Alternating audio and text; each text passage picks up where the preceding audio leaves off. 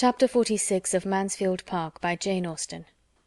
As Fanny could not doubt that her answer was conveying a real disappointment, she was rather in expectation, from her knowledge of Miss Crawford's temper, of being urged again; and though no second letter arrived for the space of a week, she had still the same feeling when it did come. On receiving it she could instantly decide on its containing little writing, and was persuaded of its having the air of a letter of haste and business. Its object was unquestionable, and 2 moments were enough to start the probability of its being merely to give her notice that they should be in Portsmouth that very day, and to throw her into all the agitation of doubting what she ought to do in such a case. If 2 moments, however, can surround with difficulties, a third can disperse them, and before she had opened the letter, the possibility of Mr. and Miss Crawford's having applied to her uncle and obtained his permission was giving her ease. This was the letter. "A most scandalous, ill-natured rumour has just reached me, and I write, dear Fanny, to warn you against giving the least credit to it, should it spread into the country. Depend upon it, there is some mistake, and that a day or 2 will clear it up, at any rate that Henry is blameless, and in spite of a moment's étourderie thinks of nobody but you. Say not a word of it, hear nothing, surmise nothing, whisper nothing, till I write again. I am sure it will be all hushed up, and nothing proved but Rushworth's folly. If they are gone, I would lay my life they are only gone to Mansfield Park, and Julia with them. But why would not you let us come for you? I wish you may not repent it. Yours, etc." Fanny stood aghast. As no scandalous, ill-natured rumour had reached her, it was impossible for her to understand much of this strange letter. She could only perceive that it must relate to Wimpole Street and Mr. Crawford, and only conjecture that something very imprudent had just occurred in that quarter to draw the notice of the world, and to excite her jealousy, in Miss Crawford's apprehension, if she heard it. Miss Crawford need not be alarmed for her. She was only sorry for the parties concerned, and for Mansfield, if the report should spread so far. But she hoped it might not. If the Rushworths were gone themselves to Mansfield, as was to be inferred from what Miss Crawford said, it was not likely that anything unpleasant should have preceded them, or at least should make any impression. As to Mr. Crawford, she hoped it might give him a knowledge of his own disposition, convince him that he was not capable of being steadily attached to any one woman in the world, and shame him from persisting any longer in addressing herself. It was very strange. She had begun to think he really loved her, and to fancy his affection for her something more than common, and his sister still said that he cared for nobody else. Yet there must have been some marked display of attentions to her cousin, there must have been some strong indiscretion, since her correspondent was not of a sort to regard a slight one. Very uncomfortable she was, and must continue till she heard from Miss Crawford again. It was impossible to banish the letter from her thoughts, and she could not relieve herself by speaking of it to any human being. Miss Crawford need not have urged secrecy with so much warmth, she might have trusted to her sense of what was due to her cousin. The next day came and brought no second letter. Fanny was disappointed. She could still think of little else all the morning. But when her father came back in the afternoon with the daily newspaper as usual, she was so far from expecting any elucidations through such a channel, that the subject was for a moment out of her head. She was deep in other musing. The remembrance of her first evening in that room, of her father and his newspaper, came across her. No candle was now wanted. The sun was yet an hour and a half above the horizon. She felt that she had indeed been 3 months there, and the sun's rays falling strongly into the parlour, instead of cheering, made her still more melancholy, for sunshine appeared to her a totally different thing in a town and in the country. Here its power was only a glare, a stifling, sickly glare, serving but to bring forward stains and dirt that might otherwise have slept. There was neither health nor gaiety in sunshine in a town. She sat in a blaze of oppressive heat, in a cloud of moving dust, and her eyes could only wander from the walls, marked by her father's head, to the table cut and notched by her brother's, where stood the tea-board, never thoroughly cleaned, the cups and saucers wiped in streaks, the milk a mixture of motes floating in thin blue, and the bread and butter growing every minute more greasy than even Rebecca's hands had first produced it. Her father read his newspaper, and her mother lamented over the ragged carpet as usual, while the tea was in preparation, and wished Rebecca would mend it. and Fanny was first roused by his calling out to her, after humphing and considering over a particular paragraph, "What's the name of your great cousins in town, Fan?" A moment's recollection enabled her to say, "Rushworth, sir." "And don't they live in Wimpole Street?" "Yes, sir." "Then there's the devil to pay among them, that's all. There," holding out the newspaper to her, "much good may such fine relations do you. I don't know what Sir Thomas may think of such matters. He may be too much of the courtier and fine gentleman to like his daughter the less. But by God, if she belonged to me, I'd give her the rope's end as long as I could stand over her. A little flogging for man and woman too would be the best way of preventing such things." Fanny read to herself that it was with infinite concern the newspaper had to announce to the world a matrimonial fracas in the family of Mr. R. of Wimpole Street. The beautiful Mrs. R., whose name had not long been enrolled in the lists of Hymen, and who had promised to become so brilliant a leader in the fashionable world, having quitted her husband's roof in company with the well-known and captivating Mr. C., the intimate friend and associate of Mr. R., and it was not known, even to the editor of the newspaper, whither they were gone. "It is a mistake, sir," said Fanny instantly. "It must be a mistake. It cannot be true. It must mean some other people." She spoke from the instinctive wish of delaying shame. She spoke with a resolution which sprung from despair, for she spoke what she did not, could not believe herself. It had been the shock of conviction as she read. The truth rushed on her, and how she could have spoken at all, how she could even have breathed, was afterwards matter of wonder to herself. Mr. Price cared too little about the report to make her much answer. It might be all a lie, he acknowledged, but so many fine ladies were going to the devil nowadays that way, that there was no answering for anybody. "Indeed, I hope it is not true," said Mrs. Price plaintively. "It would be so very shocking. If I have once spoke to Rebecca about that carpet, I am sure I have spoke at least a dozen times. Have not I, Betsy? And it would not be 10 minutes' work." The horror of a mind like Fanny's, as it received the conviction of such guilt, and began to take in some part of the misery that must ensue, can hardly be described. At first it was a sort of stupefaction, but every moment was quickening her perception of the horrible evil. She could not doubt. She dared not indulge a hope of the paragraph being false. Miss Crawford's letter, which she had read so often as to make every line her own, was in frightful conformity with it. Her eager defence of her brother, her hope of its being hushed up, her evident agitation, were all of a piece with something very bad. And if there was a woman of character in existence who could treat as a trifle this sin of the first magnitude, who could try to gloss it over and desire to have it unpunished, she could believe Miss Crawford to be the woman. Now she could see her own mistake as to who were gone, or said to be gone. It was not Mr. and Mrs. Rushworth. It was Mrs. Rushworth and Mr. Crawford. Fanny seemed to herself never to have been shocked before. There was no possibility of rest.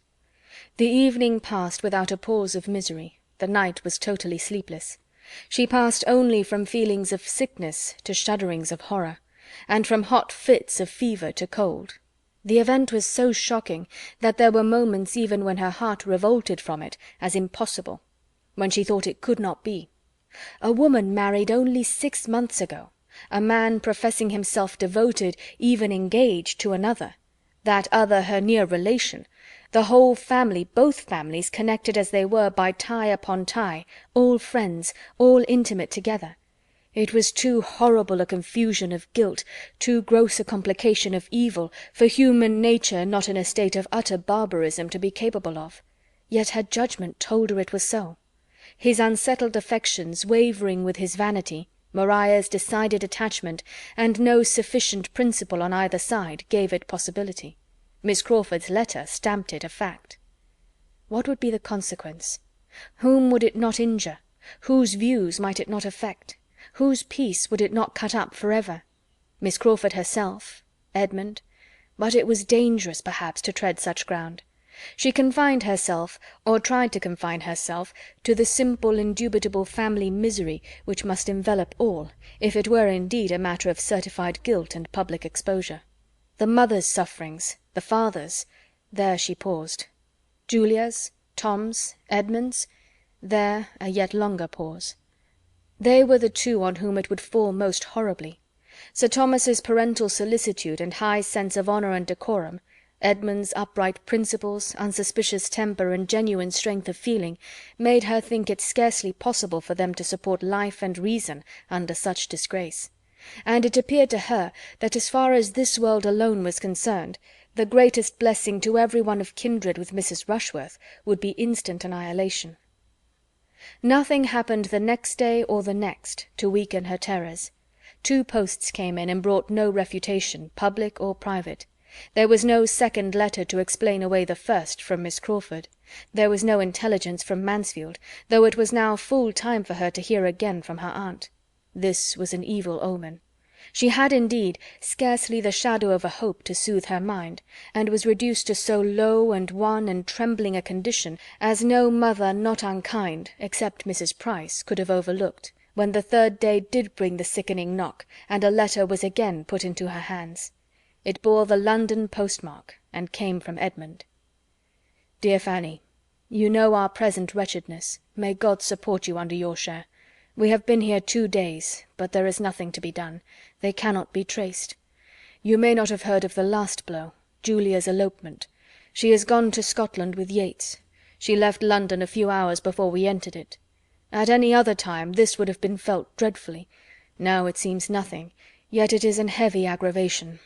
My father is not overpowered. More cannot be hoped. He is still able to think and act, and I write, by his desire, to propose your returning home. He is anxious to get you there for my mother's sake. I shall be at Portsmouth the morning after you receive this, and hope to find you ready to set off for Mansfield. My father wishes you to invite Susan to go with you for a few months. Settle it as you like, say what is proper. I am sure you will feel such an instance of his kindness at such a moment. Do justice to his meaning, however I may confuse it. You may imagine something of my present state. There is no end of the evil let loose upon us. You will see me early by the mail. Yours, etc. Never had Fanny more wanted a cordial. Never had she felt such a one as this letter contained. To-morrow! To leave Portsmouth to-morrow! She felt she was, in the greatest danger of being exquisitely happy, while so many were miserable. The evil which brought such good to her! She dreaded lest she should learn to be insensible of it. To be going so soon, sent for so kindly, sent for as a comfort, and with leave to take Susan, was altogether such a combination of blessings as set her heart in a glow, and for a time seemed to distance every pain, and make her incapable of suitably sharing the distress even of those whose distress she thought of most.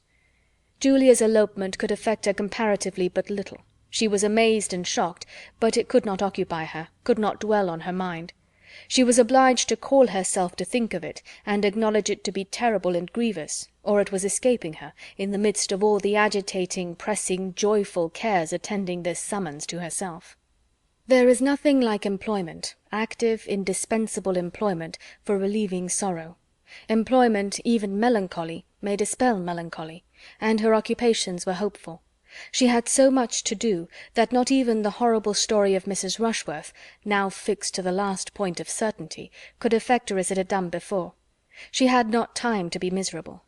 Within 24 hours she was hoping to be gone. Her father and mother must be spoken to, Susan prepared, everything got ready. Business followed business. The day was hardly long enough.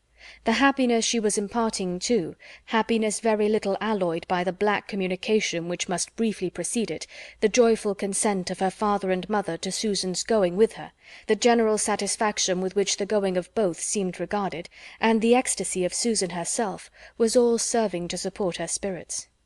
The affliction of the Bertrams was little felt in the family. Mrs. Price talked of her poor sister for a few minutes, but how to find anything to hold Susan's clothes, because Rebecca took away all the boxes and spoilt them, was much more in her thoughts. And as for Susan, now unexpectedly gratified in the first wish of her heart, and knowing nothing personally of those who had sinned, or of those who were sorrowing, if she could help rejoicing from beginning to end, it was as much as ought to be expected from human virtue at 14. As nothing was really left for the decision of Mrs. Price, or the good offices of Rebecca, everything was rationally and duly accomplished, and the girls were ready for the morrow. The advantage of much sleep to prepare them for their journey was impossible. The cousin who was travelling towards them could hardly have less than visited their agitated spirits, one all happiness, the other all varying and indescribable perturbation. By 8 in the morning Edmund was in the house. The girls heard his entrance from above, and Fanny went down. The idea of immediately seeing him, with the knowledge of what he must be suffering, brought back all her own first feelings. He so near her, and in misery! She was ready to sink as she entered the parlor. He was alone, and met her instantly, and she found herself pressed to his heart with only these words, just articulate: "My Fanny, my only sister, my only comfort now." She could say nothing, nor for some minutes could he say more. He turned away to recover himself, and when he spoke again, though his voice still faltered, his manner showed the wish of self-command, and the resolution of avoiding any farther allusion. "Have you breakfasted? When shall you be ready? Does Susan go?" were questions following each other rapidly. His great object was to be off as soon as possible. When Mansfield was considered, time was precious, and the state of his own mind made him find relief only in motion. It was settled that he should order the carriage to the door in half an hour. Fanny answered for their having breakfasted and being quite ready in half an hour. He had already ate, and declined staying for their meal. He would walk round the ramparts, and join them with the carriage. He was gone again, glad to get away even from Fanny. He looked very ill, evidently suffering under violent emotions, which he was determined to suppress. She knew it must be so, but it was terrible to her. The carriage came, and he entered the house again at the same moment, just in time to spend a few minutes with the family, and be a witness, but that he saw nothing, of the tranquil manner in which the daughters were parted with, and just in time to prevent their sitting down to the breakfast table, which, by dint of much unusual activity, was quite and completely ready as the carriage drove from the door. Fanny's last meal in her father's house was in character with her first. She was dismissed from it as hospitably as she had been welcomed. How her heart swelled with joy and gratitude as she passed the barriers of Portsmouth, and how Susan's face wore its broadest smiles, may be easily conceived. Sitting forwards, however, and screened by her bonnet, those smiles were unseen. The journey was likely to be a silent one. Edmund's deep sighs often reached Fanny. Had he been alone with her, his heart must have opened in spite of every resolution, but Susan's presence drove him quite into himself, and his attempts to talk on indifferent subjects could never be long supported. Fanny watched him with never-failing solicitude, and sometimes catching his eye, received an affectionate smile, which comforted her. But the first day's journey passed without her hearing a word from him on the subjects that were weighing him down. The next morning produced a little more.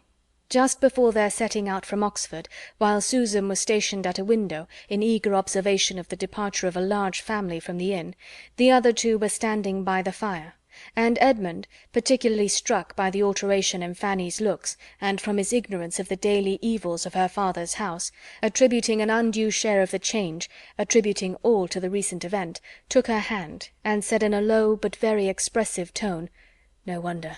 You must feel it, you must suffer. How a man who had once loved could desert you! But yours, your regard was new compared with... Fanny, think of me!" The first division of their journey occupied a long day, and brought them almost knocked up to Oxford, but the second was over at a much earlier hour. They were in the environs of Mansfield long before the usual dinner time, and as they approached the beloved place, the hearts of both sisters sank a little. Fanny began to dread the meeting with her aunts and Tom, under so dreadful a humiliation, and Susan to feel with some anxiety that all her best manners, all her lately acquired knowledge of what was practised here, was on the point of being called into action. Visions of good and ill breeding, of old vulgarisms and new gentilities were before her, and she was meditating much upon silver forks, napkins, and finger-glasses. Fanny had been everywhere awake to the difference of the country since February, but when they entered the park her perceptions and her pleasures were of the keenest sort. It was 3 months, 3 full months since her quitting it, and the change was from winter to summer. Her eye fell everywhere on lawns and plantations of the freshest green, and the trees, though not fully clothed, were in that delightful state when farther beauty is known to be at hand, and when, while much is actually given to the sight, yet more remains for the imagination.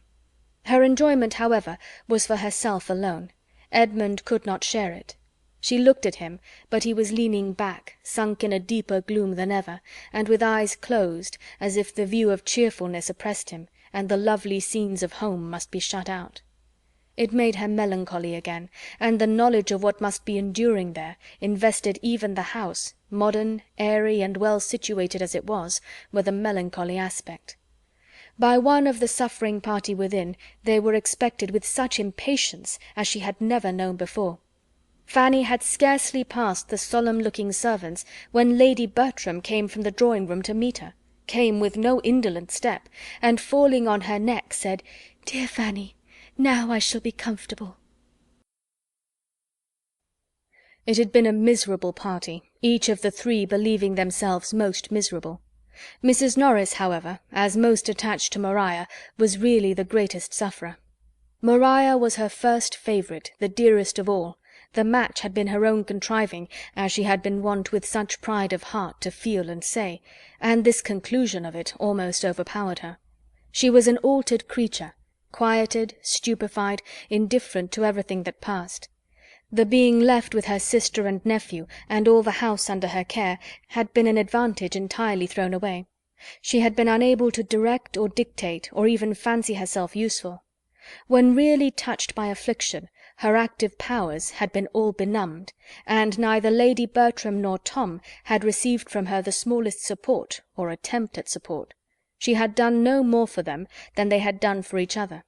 They had been all solitary, helpless, and forlorn alike, and now the arrival of the others only established her superiority in wretchedness. Her companions were relieved, but there was no good for her. Edmund was almost as welcome to his brother as Fanny to her aunt, but Mrs. Norris, instead of having comfort from either, was but the more irritated by the sight of the person whom, in the blindness of her anger, she could have charged as the demon of the piece. Had Fanny accepted Mr. Crawford, this could not have happened. Susan, too, was a grievance. She had not spirits to notice her in more than a few repulsive looks, but she felt her as a spy and an intruder and an indigent niece, and everything most odious. By her other aunt, Susan was received with quiet kindness. Lady Bertram could not give her much time or many words, but she felt her, as Fanny's sister, to have a claim at Mansfield, and was ready to kiss and like her. And Susan was more than satisfied, for she came perfectly aware that nothing but ill humour was to be expected from Aunt Norris, and was so provided with happiness, so strong in that best of blessings, an escape from many certain evils, that she could have stood against a great deal more indifference than she met with from the others. She was now left a good deal to herself, to get acquainted with the house and grounds as she could, and spent her days very happily in so doing, while those who might otherwise have attended to her were shut up or wholly occupied, each with the person quite dependent on them at this time for everything like comfort. Edmund trying to bury his own feelings in exertions for the relief of his brothers, and Fanny devoted to her Aunt Bertram, returning to every former office with more than former zeal, and thinking she could never do enough for one who seemed so much to want her. To talk over the dreadful business with Fanny, talk and lament, was all Lady Bertram's consolation. To be listened to and borne with, and hear the voice of kindness and sympathy in return, was everything that could be done for her. To be otherwise comforted was out of the question. The case admitted of no comfort. Lady Bertram did not think deeply, but guided by Sir Thomas, she thought justly on all important points, and she saw therefore in all its enormity what had happened, and neither endeavoured herself nor required Fanny to advise her to think little of guilt and infamy. Her affections were not acute, nor was her mind tenacious. After a time Fanny found it not impossible to direct her thoughts to other subjects, and revive some interest in the usual occupations. But whenever Lady Bertram was fixed on the event, she could see it only in one light, as comprehending the loss of a daughter, and a disgrace never to be wiped off. Fanny learnt from her all the particulars which had yet transpired. Her aunt was no very methodical narrator, but with the help of some letters to and from Sir Thomas, and what she already knew herself, she could reasonably combine, was soon able to understand quite as much as she wished of the circumstances attending the story. Mrs. Rushworth had gone for the Easter holidays to Twickenham, with a family whom she had just grown intimate with, a family of lively, agreeable manners, and probably of morals and discretion to suit, for to their house Mr. Crawford had constant access at all times. His having been in the same neighbourhood Fanny already knew. Mr. Rushworth had been gone at this time to Bath, to pass a few days with his mother, and bring her back to town; and Maria was with these friends without any restraint, without even Julia, for Julia had removed from Wimpole Street 2 or 3 weeks before, on a visit to some relations of Sir Thomas, a removal which her father and mother were now disposed to attribute to some view of convenience on Mr. Yates's account. Very soon after the Rushworths' return to Wimpole Street, Sir Thomas had received a letter from an old and most particular friend in London, who, hearing and witnessing a good deal to alarm him in that quarter, wrote to recommend Sir Thomas's coming to London himself, and using his influence with his daughter to put an end to an intimacy which was already exposing her to unpleasant remarks, and evidently making Mr. Rushworth uneasy. Sir Thomas was preparing to act upon this letter, without communicating its contents to any creature at Mansfield, when it was followed by another, sent express from the same friend, to break to him the almost desperate situation in which affairs then stood with the young people. Mrs. Rushworth had left her husband's house. Mr. Rushworth had been in great anger and distress to him, Mr. Harding, for his advice. Mr. Harding feared there had been at least very flagrant indiscretion. The maid-servant of Mrs. Rushworth senior threatened alarmingly. He was doing all in his power to quiet everything, with the hope of Mrs. Rushworth's return, but was so much counteracted in Wimpole Street by the influence of Mr. Rushworth's mother that the worst consequences might be apprehended. This dreadful communication could not be kept from the rest of the family. Sir Thomas set off, Edmund would go with him, and the others had been left in a state of wretchedness inferior only to what followed the receipt of the next letters from London. Everything was by that time public beyond a hope.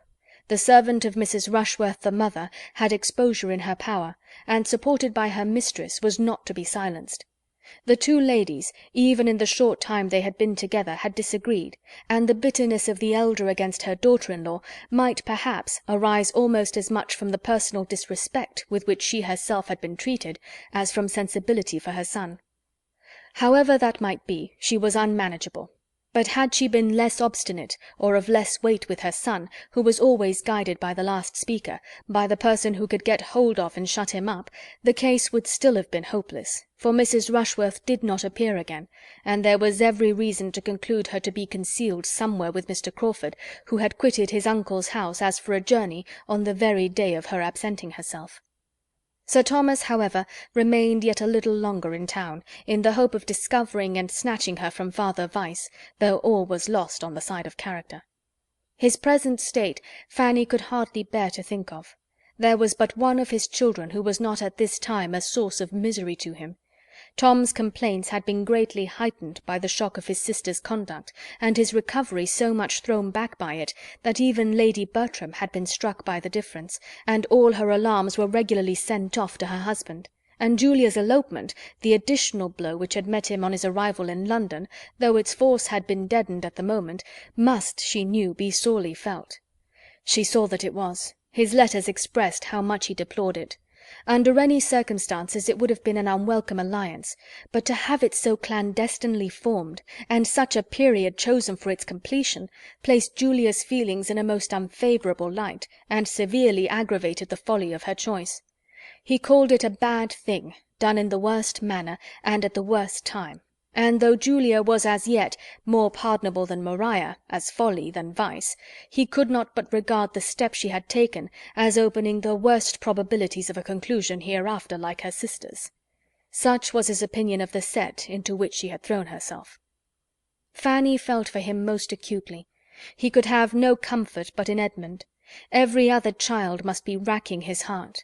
His displeasure against herself, she trusted, reasoning differently from Mrs. Norris, would now be done away.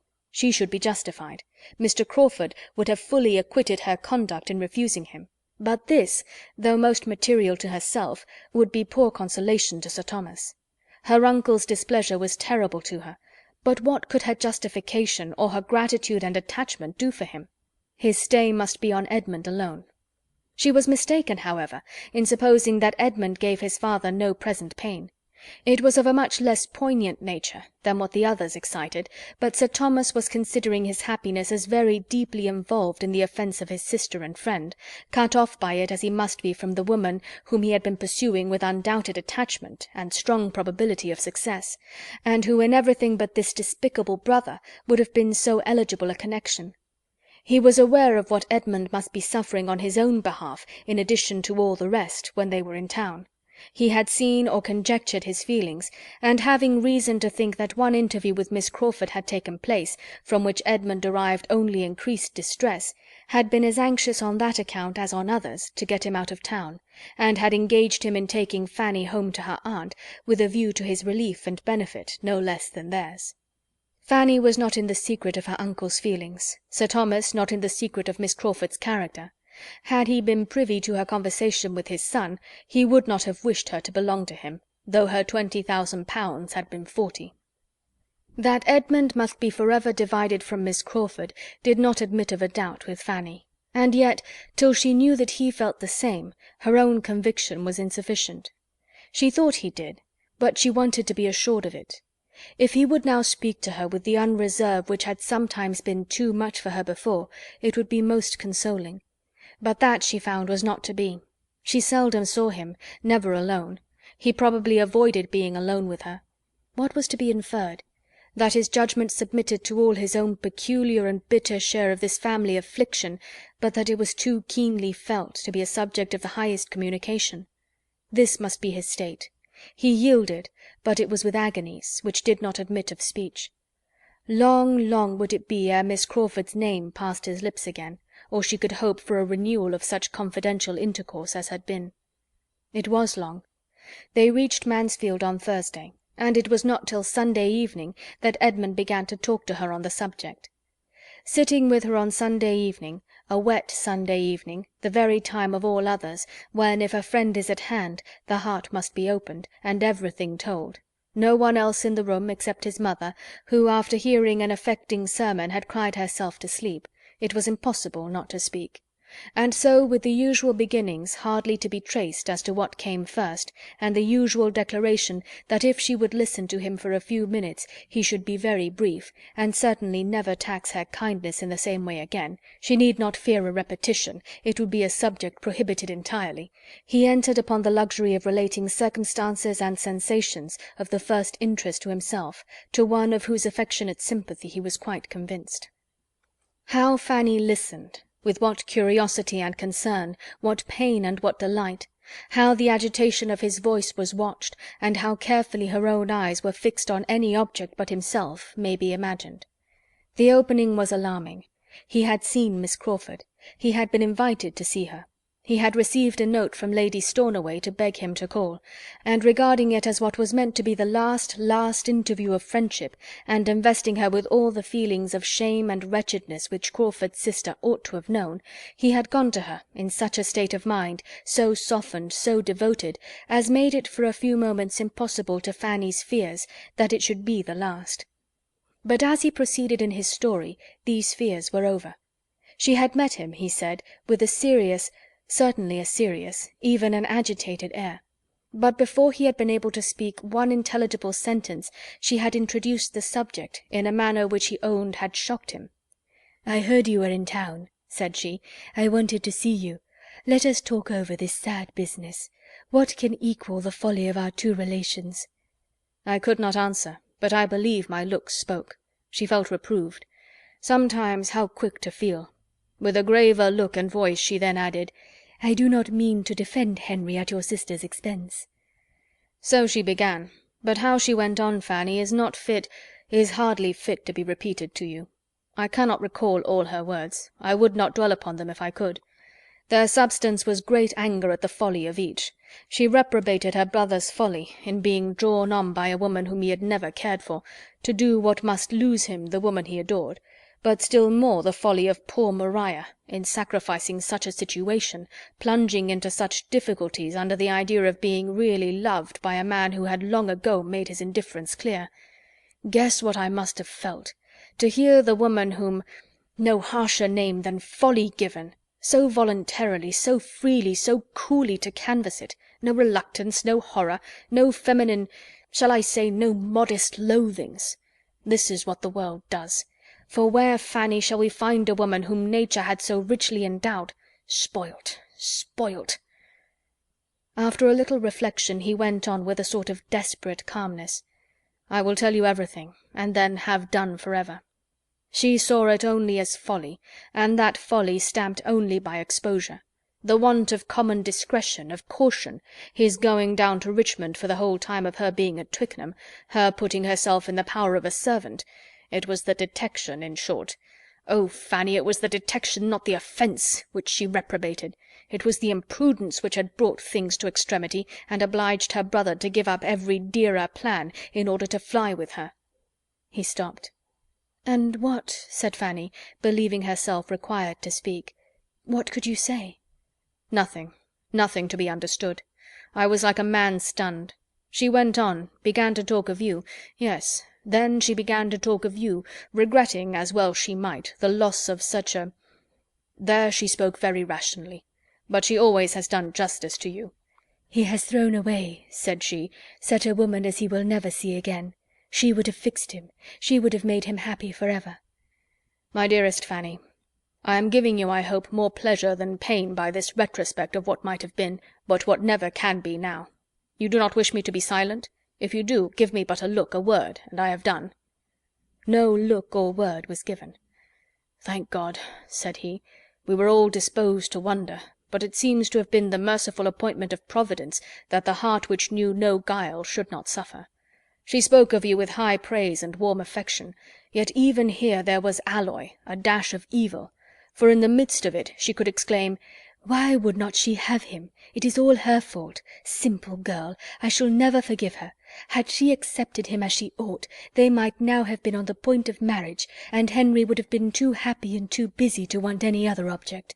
He would have taken no pains to be on terms with Mrs. Rushworth again.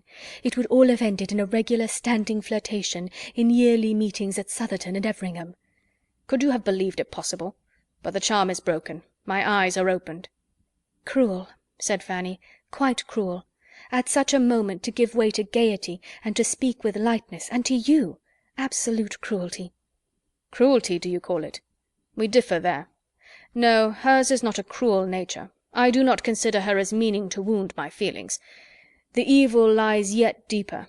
In her total ignorance, unsuspiciousness of there being such feelings, in a perversion of mind, which made it natural to her to treat the subject as she did.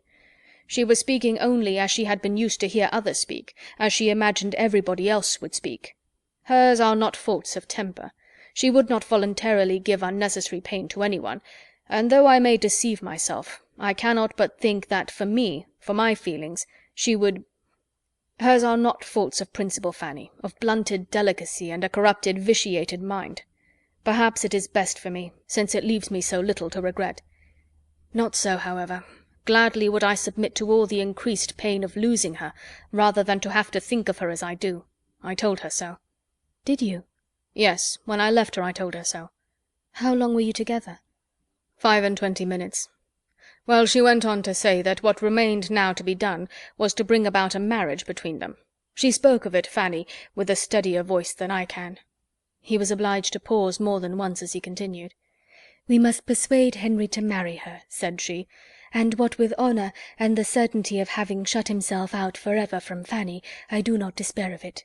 Fanny he must give up. I do not think that even he could now hope to succeed with one of her stamp, and therefore I hope we may find no insuperable difficulty. My influence, which is not small, shall all go that way, and when once married and properly supported by her own family, people of respectability as they are, she may recover her footing in society to a certain degree. In some circles, we know, she would never be admitted, but with good dinners and large parties there will always be those who will be glad of her acquaintance, and there is undoubtedly more liberality and candour on those points than formerly. What I advise is that your father be quiet. Do not let him injure his own cause by interference. Persuade him to let things take their course. If by any officious exertions of his she is induced to leave Henry's protection, there will be much less chance of his marrying her than if she remain with him. I know how he is likely to be influenced. Let Sir Thomas trust to his honour and compassion, and it may all end well. But if he get his daughter away, it will be destroying the chief hold." After repeating this, Edmund was so much affected that Fanny, watching him with silent but most tender concern, was almost sorry that the subject had been entered on at all. It was long before he could speak again. At last, "Now, Fanny," said he, "I shall soon have done. I have told you the substance of all that she said. As soon as I could speak, I replied that I had not supposed it possible, coming in such a state of mind into that house, as I had done, that anything could occur to make me suffer more, but that she had been inflicting deeper wounds in almost every sentence. That, though I had, in the course of our acquaintance, been often sensible of some difference in our opinions, on points too of some moment, it had not entered my imagination to conceive the difference could be such as she had now proved it. That the manner in which she treated the dreadful crime committed by her brother and my sister, with whom lay the greater seduction I pretended not to say, but the manner in which she spoke of the crime itself, giving it every reproach but the right, considering its ill consequences only as they were to be braved or overborne by a defiance of decency and impudence in wrong, and last of all, and above all, recommending to us a compliance, a compromise, an acquiescence in the continuance of the sin, on the chance of a marriage which, thinking as I now thought of her brother, should rather be prevented than sought, all this together most grievously convinced me that I had never understood her before, and that as far as related to mind, it had been the creature of my own imagination, not Miss Crawford, that I had been too apt to dwell on for many months past. That perhaps it was best for me, I had less to regret in sacrificing a friendship, feelings, hopes, which must at any rate have been torn from me now. And yet that I must and would confess that could I have restored her to what she had appeared to me before, I would infinitely prefer any increase of the pain of parting for the sake of carrying with me the right of tenderness and esteem. This is what I said, the purport of it, but, as you may imagine, not spoken so collectedly or methodically as I have repeated it to you. She was astonished, exceedingly astonished, more than astonished. I saw her changed countenance. She turned extremely red. I imagined I saw a mixture of many feelings, a great though short struggle, half a wish of yielding to truths, half a sense of shame, but habit carried it. She would have laughed if she could. It was a sort of laugh, as she answered, "A pretty good lecture, upon my word. Was it part of your last sermon? At this rate you will soon reform everybody at Mansfield and Thornton Lacey, and when I hear of you next, it may be as a celebrated preacher in some great society of Methodists, or as a missionary into foreign parts." She tried to speak carelessly, but she was not so careless as she wanted to appear. I only said in reply that from my heart I wished her well, and earnestly hoped that she might soon learn to think more justly, and not owe the most valuable knowledge we could any of us acquire, the knowledge of ourselves and of our duty, to the lessons of affliction, and immediately left the room. I had gone a few steps, Fanny, when I heard the door open behind me. "Mr. Bertram," said she. I looked back. "Mr. Bertram," said she with a smile, but it was a smile ill-suited to the conversation that had passed, a saucy, playful smile, seeming to invite in order to subdue me. At least, it appeared so to me. I resisted. It was the impulse of the moment to resist, and still walked on. I have since, sometimes, for a moment, regretted that I did not go back. But I know I was right, and such has been the end of our acquaintance. And what an acquaintance has it been! How have I been deceived, equally in brother and sister deceived! I thank you for your patience, Fanny. This has been the greatest relief, and now we will have done." And such was Fanny's dependence on his words, that for 5 minutes she thought they had done. Then, however, it all came on again, or something very like it, and nothing less than Lady Bertram's rousing thoroughly up could really close such a conversation. Till that happened, they continued to talk of Miss Crawford alone, and how she had attached him, and how delightful nature had made her, and how excellent she would have been had she fallen into good hands earlier. Fanny, now at liberty to speak openly, felt more than justified in adding to his knowledge of her real character by some hint of what his brother's state of health might be supposed to have in her wish for a complete reconciliation. This was not an agreeable intimation. Nature resisted it for a while. It would have been a vast deal pleasanter to have had her more disinterested in her attachment, But his vanity was not of a strength to fight long against reason. He submitted to believe that Tom's illness had influenced her, only reserving for himself this consoling thought, that considering the many counteractions of opposing habits, she had certainly been more attached to him than could have been expected, and for his sake been more near doing right. Fanny thought exactly the same, and they were also quite agreed in their opinion of the lasting effect, the indelible impression, which such a disappointment must make on his mind. Time would undoubtedly abate somewhat of his sufferings, but still it was a sort of thing which he could never get entirely the better of, and as to his ever meeting with any other woman who could, it was too impossible to be named but with indignation. Fanny's friendship was all that he had to cling to. Let other pens dwell on guilt and misery. I quit such odious subjects as soon as I can, impatient to restore everybody, not greatly in fault themselves, to tolerable comfort, and to have done with all the rest. My Fanny, indeed, at this very time, I have the satisfaction of knowing, must have been happy in spite of everything. She must have been a happy creature in spite of all that she felt or thought she felt for the distress of those around her. She had sources of delight that must force their way. She was returned to Mansfield Park. She was useful, she was beloved, she was safe from Mr. Crawford, and when Sir Thomas came back, she had every proof that could be given in his then melancholy state of spirits, of his perfect approbation and increased regard. And happy as all this must make her, she would still have been happy without any of it, for Edmund was no longer the dupe of Miss Crawford. It is true that Edmund was very far from happy himself. He was suffering from disappointment and regret, grieving over what was, and wishing for what could never be. She knew it was so, and was sorry, but it was with a sorrow so founded on satisfaction, so tending to ease, and so much in harmony with every dearest sensation, that there are few who might not have been glad to exchange their greatest gaiety for it. Sir Thomas, poor Sir Thomas, a parent, and conscious of errors in his own conduct as a parent, was the longest to suffer. He felt that he ought not to have allowed the marriage, that his daughter's sentiments had been sufficiently known to him to render him culpable in authorizing it, that in so doing he had sacrificed the right to the expedient, and been governed by motives of selfishness and worldly wisdom. These were reflections that required some time to soften, but time will do almost everything, and though little comfort arose on Mrs. Rushworth's side for the misery she had occasioned, comfort was to be found greater than he had supposed in his other children. Julia's match became a less desperate business than he had considered it at first. She was humble and wishing to be forgiven, and Mr. Yates, desirous of being really received into the family, was disposed to look up to him and be guided. He was not very solid, but there was a hope of his becoming less trifling, of his being at least tolerably domestic and quiet, and at any rate there was comfort in finding his estate rather more, and his debts much less than he had feared, and in being consulted and treated as the friend best worth attending to. There was comfort also in Tom, who gradually regained his health without regaining the thoughtlessness and selfishness of his previous habits. He was the better forever for his illness.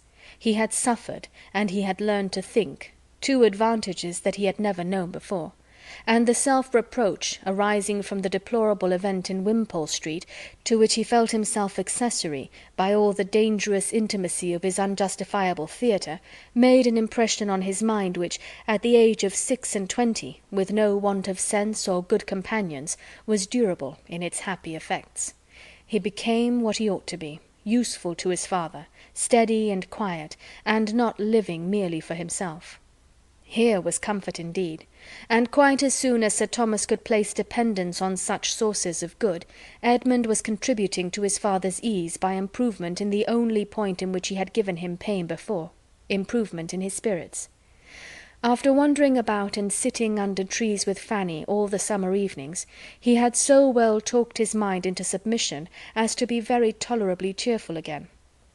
These were the circumstances and the hopes which gradually brought their alleviation to Sir Thomas, deadening his sense of what was lost, and in part reconciling him to himself, though the anguish arising from the conviction of his own errors in the education of his daughters was never to be entirely done away.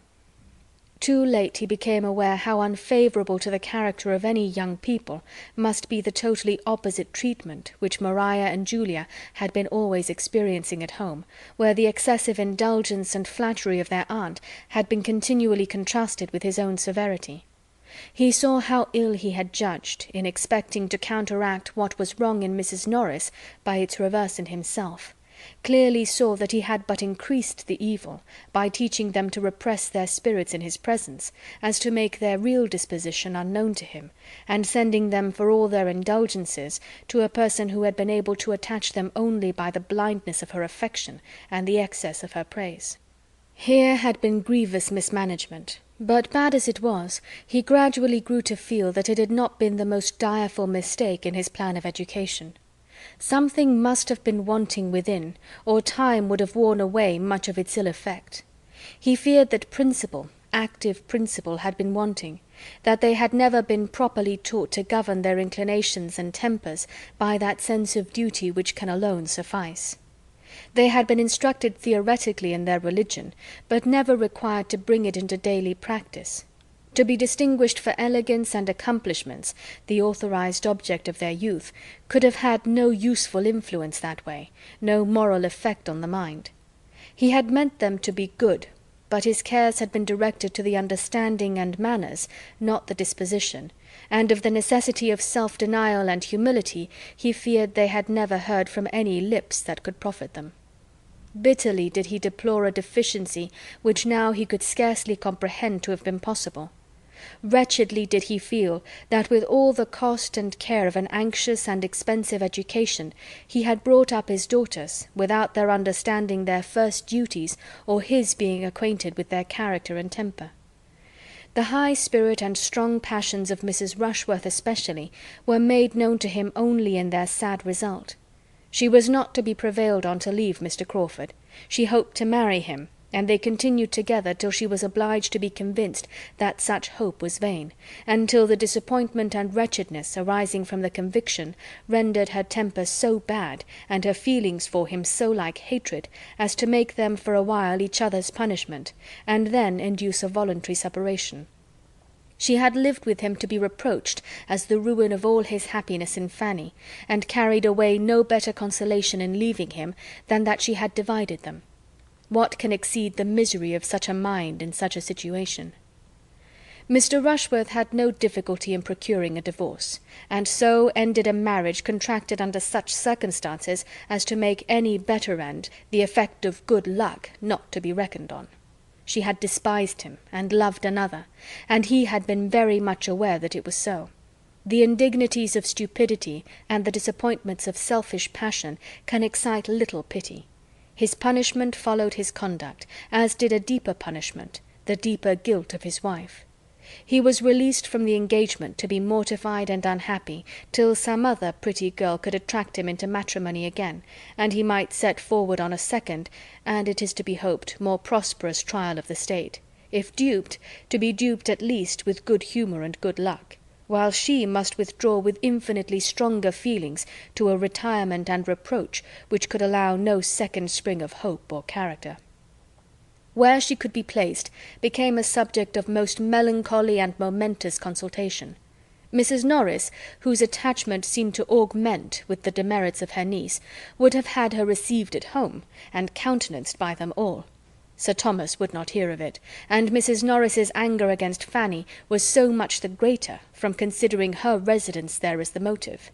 She persisted in placing his scruples to her account, though Sir Thomas very solemnly assured her that had there been no young woman in question, had there been no young person of either sex belonging to him to be endangered by the society or hurt by the character of Mrs. Rushworth, he would never have offered so great an insult to the neighbourhood as to expect it to notice her. As a daughter, he hoped a penitent one, she should be protected by him, and secured in every comfort, and supported by every encouragement to do right, which their relative situations admitted. But farther than that he would not go. Maria had destroyed her own character, and he would not, by a vain attempt to restore what never could be restored, be affording his sanction to vice, or in seeking to lessen its disgrace, be anywise accessory to introducing such misery in another man's family as he had known himself. It ended in Mrs. Norris's resolving to quit Mansfield and devote herself to her unfortunate Maria, and in an establishment being formed for them in another country, remote and private, where, shut up together with little society, on one side no affection, on the other no judgment, it may be reasonably supposed that their tempers became their mutual punishment. Mrs. Norris's removal from Mansfield was the great supplementary comfort of Sir Thomas's life. His opinion of her had been sinking from the day of his return from Antigua. In every transaction together from that period, in their daily intercourse, in business or in chat, she had been regularly losing ground in his esteem, and convincing him that either time had done her much disservice, or that he had considerably overrated her sense, and wonderfully borne with her manners before. He had felt her as an hourly evil, which was so much the worse, as there seemed no chance of its ceasing but with life. She seemed a part of himself that must be borne for ever. To be relieved from her, therefore, was so great a felicity, that had she not left bitter remembrances behind her, there might have been danger of his learning almost to approve the evil which produced such a good. She was regretted by no one at Mansfield. She had never been able to attach even those she loved best, and since Mrs. Rushworth's elopement her temper had been in a state of such irritation as to make her everywhere tormenting. Not even Fanny had tears for Aunt Norris, not even when she was gone for ever. That Julia escaped better than Maria was owing in some measure to a favourable difference of disposition and circumstance, but in a greater to her having been less the darling of that very aunt, less flattered and less spoilt. Her beauty and acquirements had held but a second place. She had been always used to think herself a little inferior to Maria. Her temper was naturally the easiest of the two, her feelings, though quick, were more controllable, and education had not given her so very hurtful a degree of self-consequence. She had submitted the best to the disappointment in Henry Crawford. After the first bitterness of the conviction of being slighted was over, she had been tolerably soon in a fair way of not thinking of him again, and when the acquaintance was renewed in town, and Mr. Rushworth's house became Crawford's object, she had had the merit of withdrawing herself from it, and of choosing that time to pay a visit to her other friends, in order to secure herself from being again too much attracted. This had been her motive in going to her cousin's. Mr. Yates's convenience had had nothing to do with it. She had been allowing his attentions some time, but with very little idea of ever accepting him, and had not her sister's conduct burst forth as it did, and her increased dread of her father and of home on that event, imagining its certain consequence to herself would be greater severity and restraint, made her hastily resolve on avoiding such immediate horrors at all risks, it is probable that Mr. Yates would never have succeeded. She had not eloped with any worse feelings than those of selfish alarm. It had appeared to her the only thing to be done. Maria's guilt had induced Julia's folly. Henry Crawford, ruined by early independence and bad domestic example, indulged in the freaks of a cold-blooded vanity a little too long. Once it had, by an opening undesigned and unmerited, led him into the way of happiness. Could he have been satisfied with the conquest of one amiable woman's affections, could he have found sufficient exultation in overcoming the reluctance, in working himself into the esteem and tenderness of Fanny Price, there would have been every probability of success and felicity for him. His affection had already done something. Her influence over him had already given him some influence over her.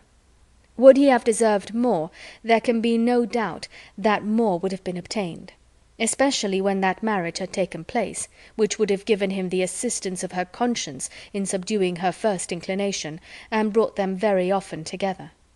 Would he have persevered, and uprightly, Fanny must have been his reward, and a reward very voluntarily bestowed within a reasonable period from Edmund's marrying Mary. Had he done as he intended, and as he knew he ought, by going down to Everingham after his return from Portsmouth, he might have been deciding his own happy destiny. But he was pressed to stay for Mrs. Fraser's party. His staying was made of flattering consequence, and he was to meet Mrs. Rushworth there. Curiosity and vanity were both engaged, and the temptation of immediate pleasure was too strong for a mind unused to make any sacrifice to right. He resolved to defer his Norfolk journey, resolved that writing should answer the purpose of it, or that its purpose was unimportant, and stayed. He saw Mrs. Rushworth, was received by her with a coldness which ought to have been repulsive, and have established apparent indifference between them for ever. But he was mortified. He could not bear to be thrown off by the woman whose smiles had been so wholly at his command. He must exert himself to subdue so proud a display of resentment. It was anger on Fanny's account. He must get the better of it, and make Mrs. Rushworth Maria Bertram again in her treatment of himself. In this spirit he began the attack, and by animated perseverance had soon re-established the sort of familiar intercourse, of gallantry, of flirtation which bounded his views, but in triumphing over the discretion which, though beginning in anger, might have saved them both, he had put himself in the power of feelings on her side more strong than he had supposed. She loved him. There was no withdrawing attentions avowedly dear to her. He was entangled by his own vanity, with as little excuse of love as possible, and without the smallest inconstancy of mind towards her cousin. To keep Fanny and the Bertrams from a knowledge of what was passing became his first object. Secrecy could not have been more desirable for Mrs. Rushworth's credit than he felt it for his own. When he returned from Richmond he would have been glad to see Mrs. Rushworth no more. All that followed was the result of her imprudence, and he went off with her at last because he could not help it, regretting Fanny even at the moment, but regretting her infinitely more when all the bustle of the intrigue was over, and a very few months had taught him, by the force of contrast, to place a yet higher value on the sweetness of her temper, the purity of her mind, and the excellence of her principles. That punishment, the public punishment of disgrace, should in a just measure attend his share of the offence, is, we know, not one of the barriers which society gives to virtue.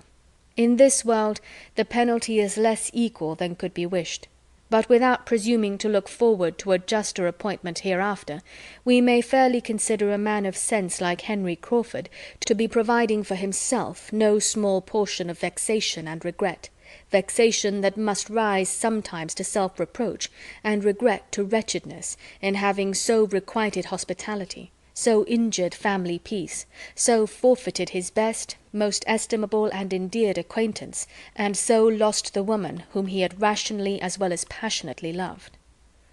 After what had passed to wound and alienate the two families, the continuance of the Bertrams and Grants in such close neighbourhood would have been most distressing.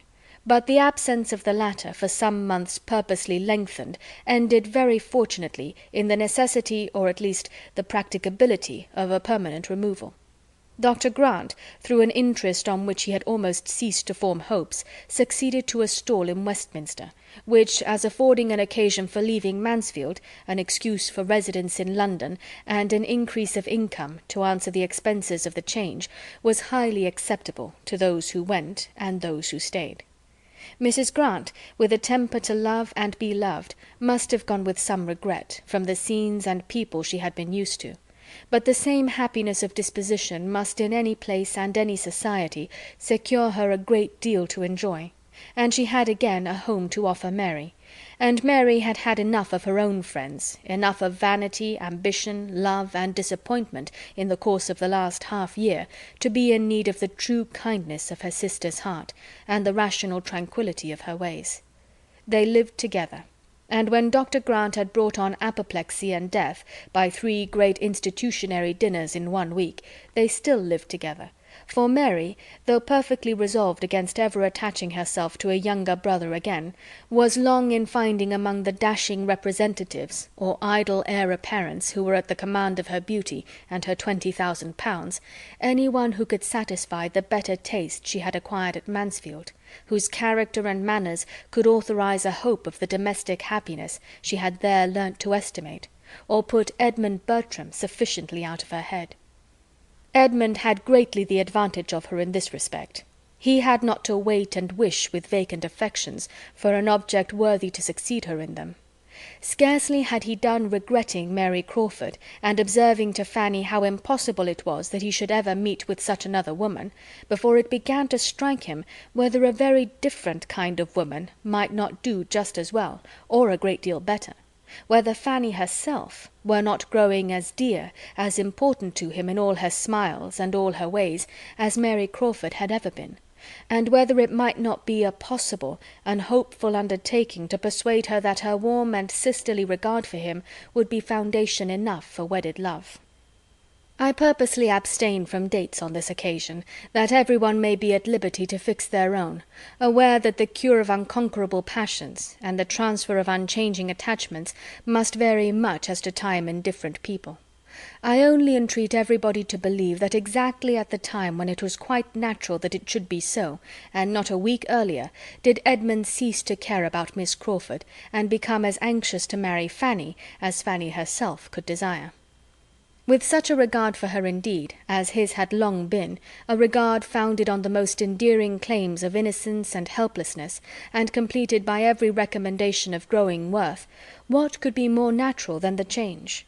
Loving, guiding, protecting her, as he had been doing ever since her being 10 years old, her mind in so great a degree formed by his care, and her comfort depending on his kindness, an object to him of such close and peculiar interest, dearer by all his own importance with her than any one else at Mansfield, what was there now to add but that he should learn to prefer soft light eyes to sparkling dark ones? And being always with her, and always talking confidentially, and his feelings exactly in that favourable state which a recent disappointment gives, those soft light eyes could not be very long in obtaining the preeminence. Having once set out, and felt that he had done so, on this road to happiness, there was nothing on the side of prudence to stop him, or make his progress slow. No doubts of her deserving, no fears from opposition of taste, no need of drawing new hopes of happiness from dissimilarity of temper. Her mind, disposition, opinions, and habits wanted no half concealment, no self-deception on the present, no reliance on future improvement. Even in the midst of his late infatuation he had acknowledged Fanny's mental superiority. What must be his sense of it now, therefore? She was, of course, only too good for him, but as nobody minds having what is too good for them, he was very steadily earnest in the pursuit of the blessing, and it was not possible that encouragement from her should be long wanting. Timid, anxious, doubting as she was, it was still impossible that such tenderness as hers should not, at times, hold out the strongest hope of success, though it remained for a later period to tell him the whole delightful and astonishing truth. His happiness in knowing himself to have been so long the beloved of such a heart must have been great enough to warrant any strength of language in which he could clothe it to her or to himself. It must have been a delightful happiness, but there was happiness elsewhere which no description can reach.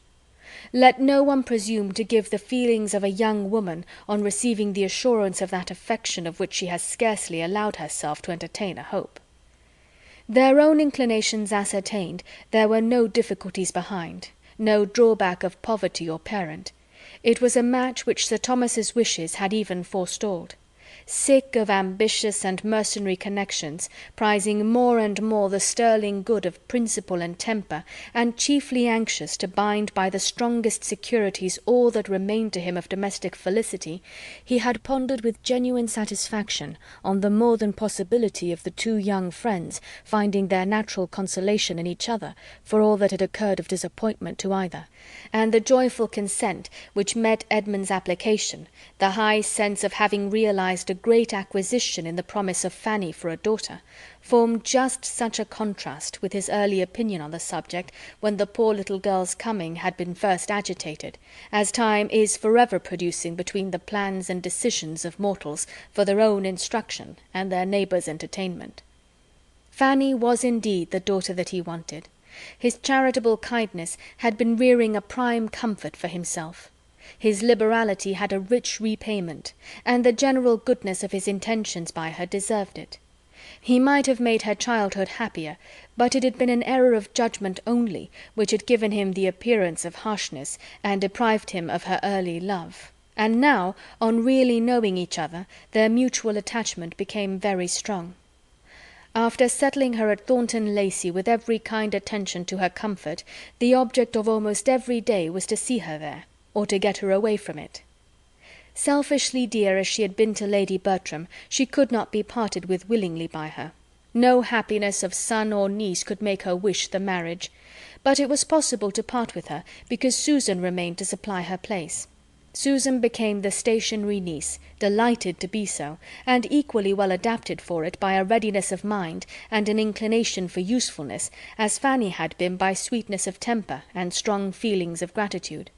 Susan could never be spared, first as a comfort to Fanny, then as an auxiliary, and last as her substitute. She was established at Mansfield with every appearance of equal permanency. Her more fearless disposition and happier nerves made everything easy to her there.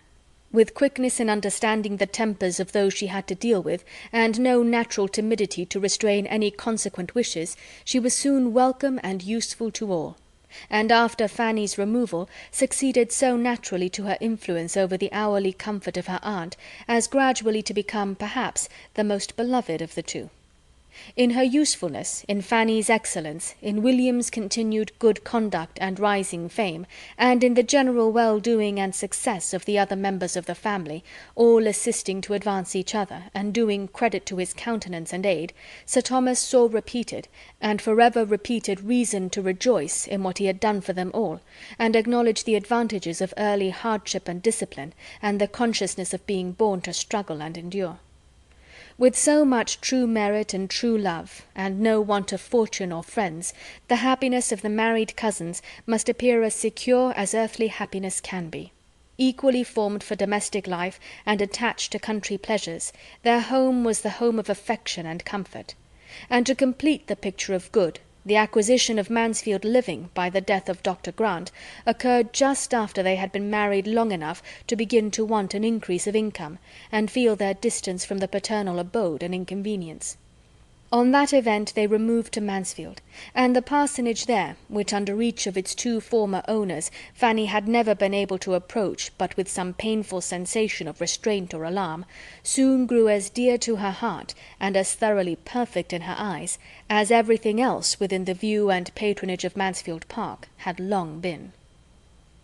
End of Mansfield Park by Jane Austen.